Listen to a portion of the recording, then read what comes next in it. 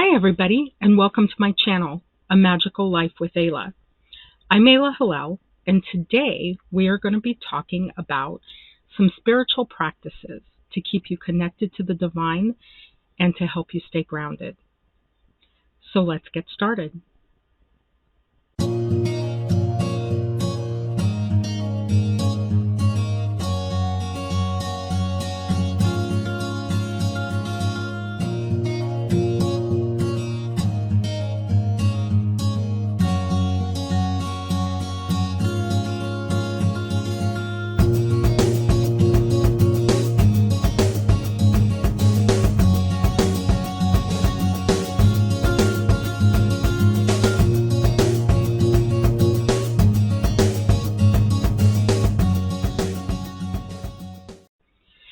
So on this channel we talk predominantly about magical vibration or quantum energy.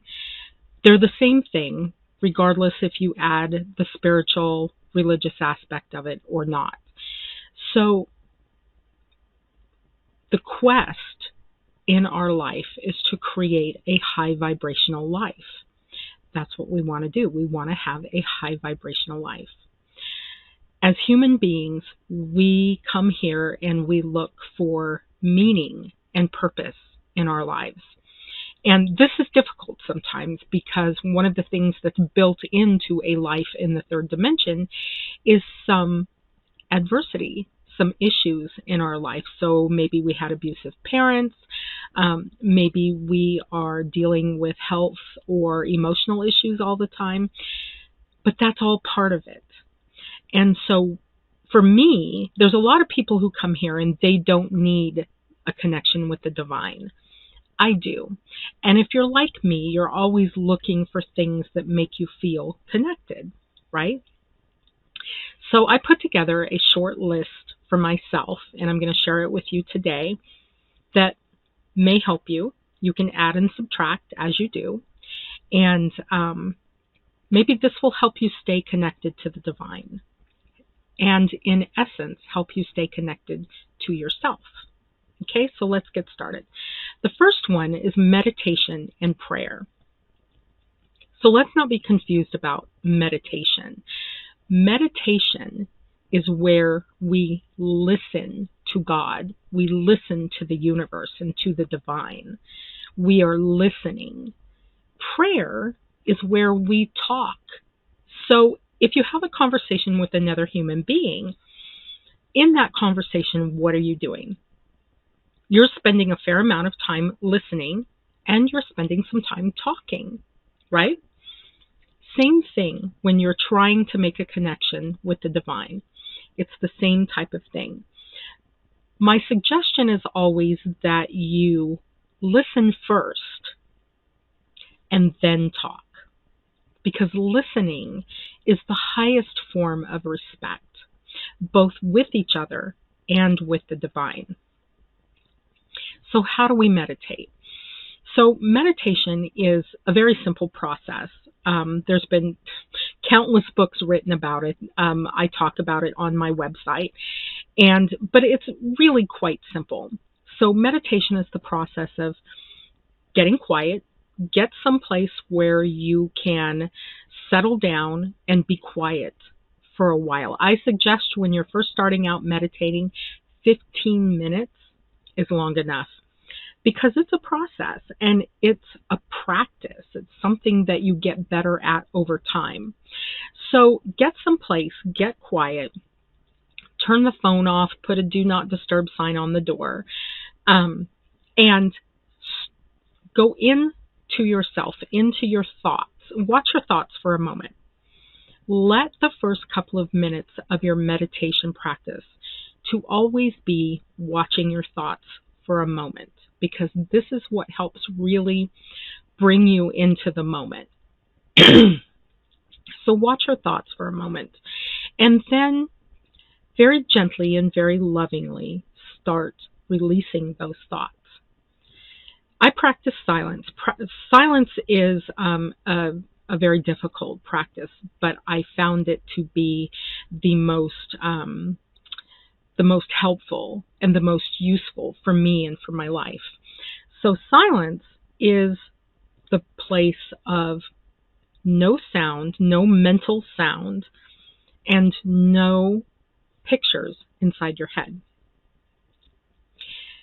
Now this is very difficult. Our minds are geared towards processes all the time. We are working out our issues. We're coming up with solutions. We're replaying conversations in our head all the time.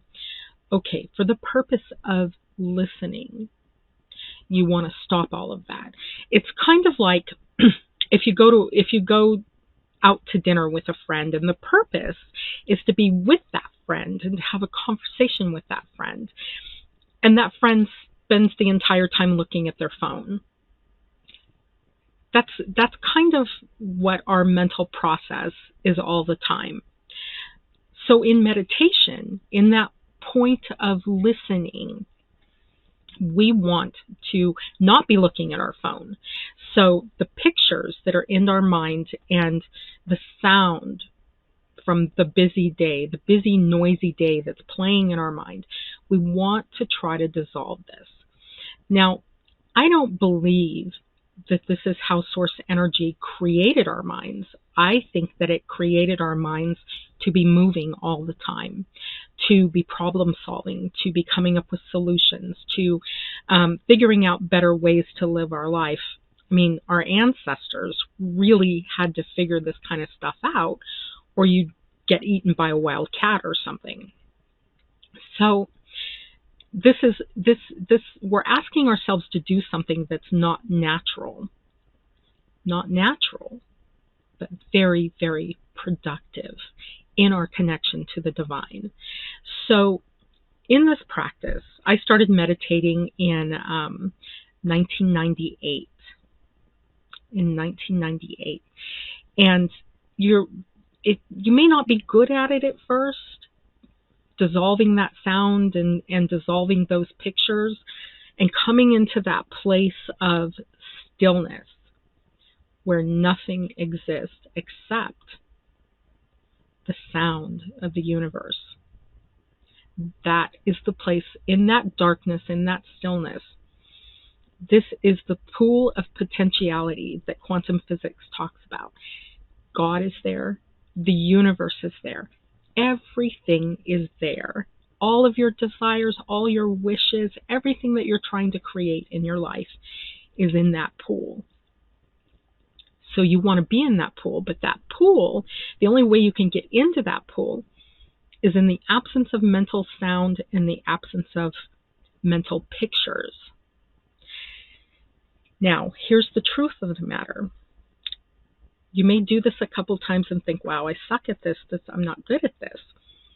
That's okay. That's okay. You're not going to be good at it at first, and you may not be good at it later. It may be that you have moments, seconds, milliseconds of silence, what we call silence, where there's no sound and no pictures. You may have seconds, and then a sound will creep in. The truth of the matter is that the entire universe is right there in that second. So let's say you set a timer for 15 minutes. And in that 15 minutes, a fraction of that is going to be actual silence. That's okay. That's where the power is at. So you're doing good. Prayer is interesting because everything has vibration.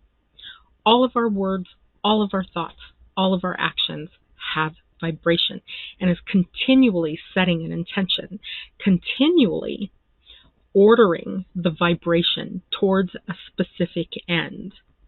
This is very powerful. Our words are very powerful. So you may choose to speak out loud to the universe, to God, to the angels, to your spirit guides, or you may choose to think quietly inside your mind. Either way, this is powerful. This is another setting of intention through our prayers. So that's prayer and meditation. I started off, and if you've watched my prior videos, you know that I spent a time being mentally ill. And in that time, I was very, very, very uncomfortable, and I was constantly searching for solutions to my mental illness. I wanted to be well. And I started off meditating an hour a day. This is unheard of. And after that first experience with meditation, I felt healed. And so I was hooked at that point. You don't have to start off an hour a day. Start off with 5 minutes. Start off with 15 minutes. Start off with what seems comfortable for you. In my magic school, one of the things that I teach in first year is what we call what I started calling a living meditation. So in the early days of me learning how to meditate, I would go every 2 hours. I had a watch that would ding every 2 hours.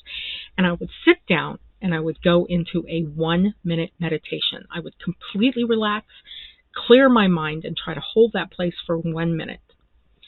That's fine.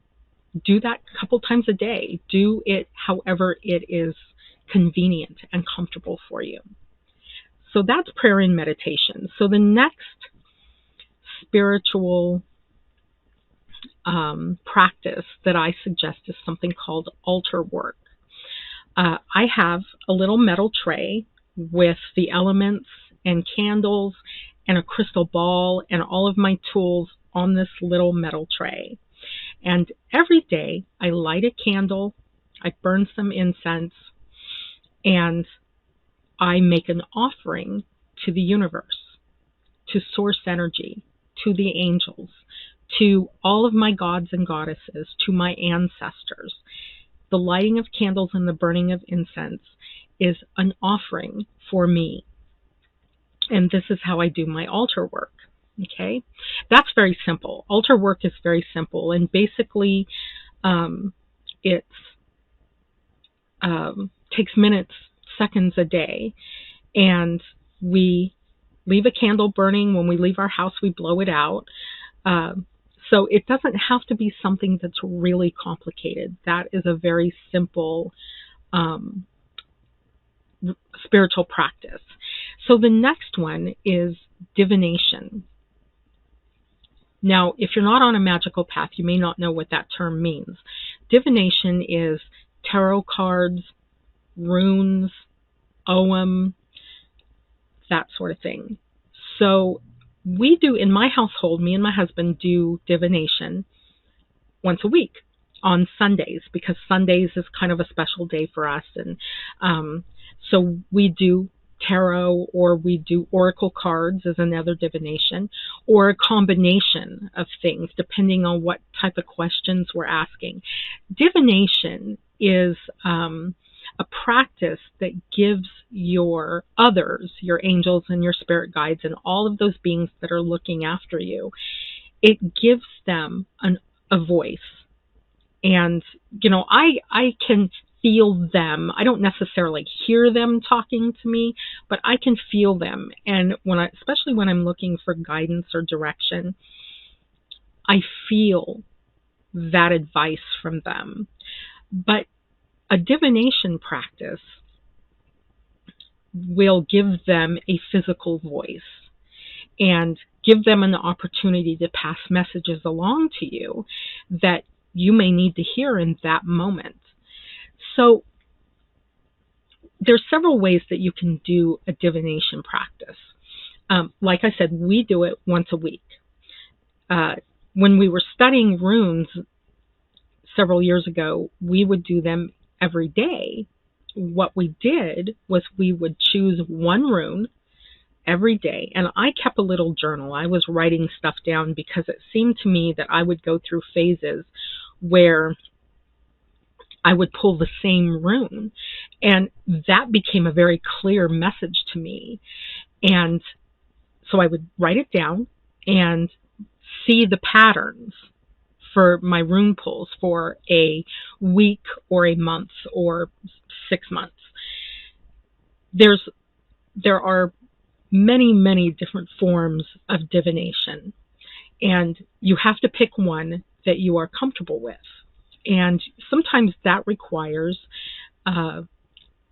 purchasing several or making several different forms. I have Ogham sticks, Ogham staves that I made myself. Ogham is the primary divination for the Irish. And there's, each one of these divinations has a whole mythology around it that's usually quite interesting. And so I made my own Ogham sticks. Start playing around with it. Go and buy a cheap deck of tarot and look at it and start playing around with it. You may find out it's not for you. Go buy a cheap set of runes or make a set of runes. Very simple. Okay, so that's the divination. Once a day, once a week, once every 3 weeks, whatever you decide is important. So the next thing is sacred text. Every religion has a sacred text. The Bible, the Quran, the writings of Buddha, the Torah. Every religion has something that is written down. Now, on this path of magic and paganism, we create our own books. And it doesn't matter what you call the book. The traditional name is the Book of Shadows. I prefer the Book of Shadows and Light. Whatever you call it, the Book of Light, you can call it the Book of Light. You can call it anything you want to put in it. If you go to my website at amagicallifewithayla.com, up on the top, you will see BOS. That is my electronic Book of Shadows. I've got it all organized. A lot of the sections are still blank because I'm still filling things in. A Book of Shadows is something that you never really get finished with because you're always going to be working on it. You're always going to be messing with it and adding and subtracting to it. And that's good. That makes it a living document. Go and check mine out. You'll see my table of contents. The table of contents in your sacred text is the most important part because that tells you what you're doing. That tells you what you're working on. And I have one part of my table of contents that's all about my family. Now, not on my online Book of Shadows, but in my physical Book of Shadows, I have a section that is all about my family. You may want a section all about your family. You may not want a section all about your family. But a Book of Shadows contains any kind of history you want to include, blessings and prayers, spells, potions and charms, that sort of thing. Mythology, gods and goddesses, holidays. Pagan holidays are very important, so that needs to take up a part in your sacred text. And so I don't have a lot of time, and I've been on this path for 23 years, and I just now figured out what I want my sacred text to look like. I'm really busy, and so I have to work on my sacred text, on my Book of Shadows, when I have a moment here or there. But what was important to me was getting it formatted, getting it into a binder, getting it separated the way I wanted it, the different categories to be separated. And that's what I've done. So now I can go, I use the little plastic page protectors, and so I can take a page out of a section, work on it, and then put it back. That's how I put mine together. You can go to azuregreen.com, you can go to Amazon, and you can find large bound books, tomes, or Book of Shadows. Sometimes they call them journals, but that's not really the correct way to think about it. Some of these books have 500 pages in them. They're very expensive books, but they're very beautiful books. And if you feel like it's worth the money to put all of your sacred writing in a book like that, then go for it. I chose page protectors. I stained my pages with coffee that was left over in the morning to kind of dull some of the bright white of the acid-free paper that I use. And I organized them in a binder. It may not be as magical as what you can do, but it works for me. So do what works for you. Don't get hung up. So many times in the craft we get hung up on this magical aspect has to be like this. I remember in the early days hearing that somebody needs to give you your tarot. It needs to be a gift. Your tarot deck needs to be a gift from another magical person. I didn't buy my tarot. I didn't buy it. And I really wanted to get started studying tarot. Finally, one day, my son gave me a set of tarot that had belonged to a mutual friend of ours. She had given it to him, and she was my friend and she was his friend. And so he said, here's this set of tarot, you can have it. But you don't have to wait for a gift. Go to your local occult shop or get online and look around. Find what speaks to you and begin to study your divination. Same way with a book of shadows. Even if you start working on pages, you can always paste or glue those pages into a larger tome or book of shadows. So don't be afraid to get started on that right away. It's really important. It's a very intense vibrational focus and helps really clarify what you believe or what you're starting to believe. You may start with a table of contents and add to it later. That is perfectly okay. All right, so the next thing is going out as often as you can and communing with nature. This is very important. We are a nature-based religion, and everything in nature has its own vibration. Trees have their vibration, rocks have vibration, dirt has vibration, water has vibration. And so if you're out in that, you're going to find pretty soon, if you start going out on a regular basis, when you come back, you feel healthy. You feel more healed. You feel more welled. Okay? It's very important as a nature-based religion that we get out into the trees, into the wilderness. And you don't have to get in your car and drive 150 miles up in the mountains. So that's not necessary. We live in Southern Oregon, and we have beautiful parks around here. And just the other day, we went to Lithia Park in Ashland, and which is not too far from where we live. And it's beautiful. There's lots of trees. There's a big stream. There's children playing. If you don't want to watch the children play, you can walk up the path into more secluded areas. When I go and hang out in one of our parks, I feel close to God. So try to get out every day, or as often as possible. You may not even be able to get out every day. We certainly don't get out every day, but try to get out as often as you can. Stand with your tree. When people use the phrase tree hugger, I laugh because I'm kind of a tree hugger. Stand with your arm around a tree. Let that tree heal you. Take your shoes off and sit with your feet in the dirt and let that ground you. Let the earth ground you.